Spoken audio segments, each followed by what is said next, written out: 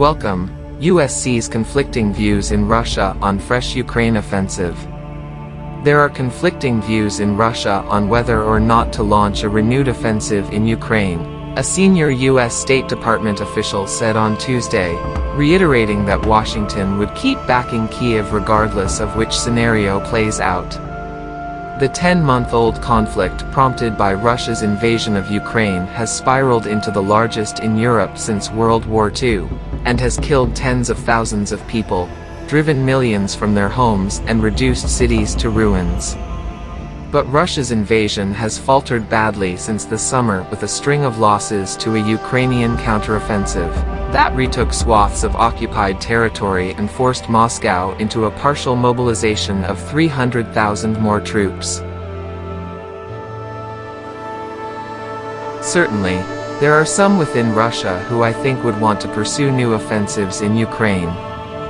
There are others who have real questions about the capacity for Russia to actually do that, the State Department official, speaking on the condition of anonymity, told reporters in Washington.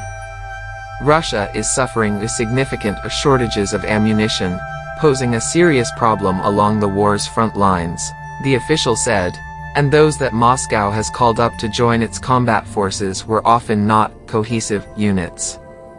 There are all sorts of things that the Russians are dealing with in terms of having the necessary equipment, having the necessary ammunition, that put some constraints on what they may want to do, the official said. At the same time, it's a very large machine. Ukraine's top general, Valery Zaluzhny, told The Economist last week Russia was preparing 200,000 fresh troops for a major offensive that could come from the east, south, or even Belarus to the north as early as January, but more likely in spring. Russian President Vladimir Putin visited Belarus on Monday, his first visit to the country since 2019, raising fears in Kyiv that he intends to pressure Moscow's fellow former Soviet ally to open a new invasion front against Ukraine.